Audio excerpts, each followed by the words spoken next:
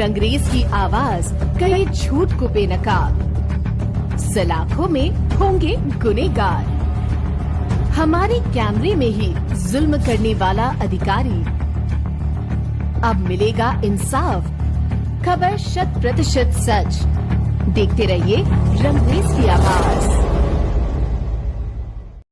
हम अकोला पुलिस प्रशासन के आभारी है कि उन्होंने हमारे को कोऑपरेट किया। हमने उनके पास में मांग रखी थी क्या ये जो धंधा चल रहा है इसके ऊपर कम से कम पर्दा भी तो करो या तो फिर उनको हटाया यहाँ से। तो उन्होंने ये बोले मैं पर्दा करा दिए।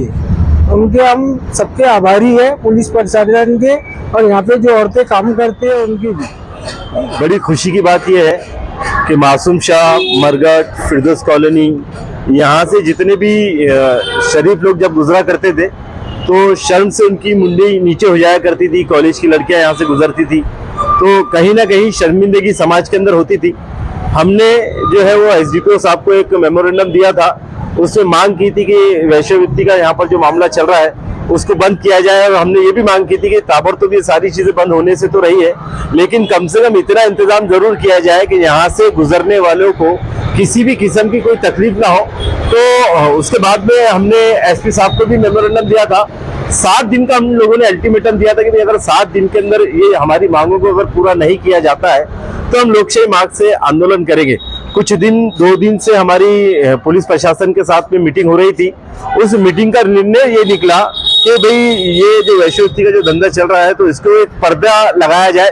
तो आप हमारे पीछे देख रहे हैं कि ग्रीन नेट यहाँ पर लग रही है और यकीनन यहाँ की जो औरतें थी उन्होंने भी एक कोऑपरेट किया कि भाई चलो किसी भी किस्म का हल्ला गुल्ला ना हो, क्योंकि गैर कायदेशीर बसने वालों को, गैर कानूनी बसने वालों को एक चीज तो होती है लेकिन उनकी अपनी मालकी की जगह है। लेकिन समझदारी उन्होंने भी दिखाई कि भाई ये नेट लगाने में किसी भी किस्म की तकलीफ नहीं होने दी और नेट का काम पीछे शुरू है। आने वाले वक्त में ये पूरी नेट फिक्स हो जाएंगी। लेकिन अगर ये कभी जाहिर सी बात है सामान अगर लगा हुआ है तो चीजों का नुकसान फायदे लगे रहते हैं। अगर इन फ्यूचर इस सामान के नुकसान होने के बाद में मतलब ग्रीन नेट को अगर फट गई, जल गई या और भी इससे कुछ होता है तो जहां तक मेरा वीडियो फैल रहा है मैं वो भी बताना चाहूंगा कि इस इलाके में पूरे सीसीटीवी कैमरे लगे हुए हैं। अगर कोई भी जरा सी भी शरारत करता है तो साफ समझ में आ जाएगा कि शरारत किसकी है। पुलिस डिपार्टमेंट उनके ऊपर एक्शन लेंगी। लेकिन हमें खुशी हो रही है कि समाज के कुछ काम हम लोग आए, इन लोगों ने भी हमको पूरा सपोर्ट किए।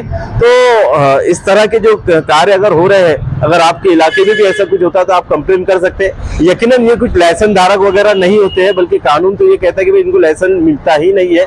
हम लोगों ने वो भी एक मीटिंग की है। तो 2 दिन से पुलिस डिपार्टमेंट से हमारी मीटिंग हो रही थी जिसमें हमारे मुज्जू भाई और रेहान भाई इसको हैंडल कर रहे थे। इन लोगों ने पुलिस डिपार्टमेंट से बात भी की और पुलिस डिपार्टमेंट से बात होने के बाद में पूरा निचोड़ ये निकला है कि आज आप खुद देख रहे हैं कि ग्रीन नेट लग चुकी है। अब यहाँ से जो लोग गुजरेंगे उन्हें किसी भी किस्म की कोई तकलीफ नहीं होगी। इसलिए मेरी आपसे गुजारिश है कि कागज कलम की लड़ाई लड़िए। कागज कलम की लड़ाई लड़ने से आपको इंसाफ, न्याय मिलेगा और आपको ताकत भी मिलेगी। ठीक है, अगला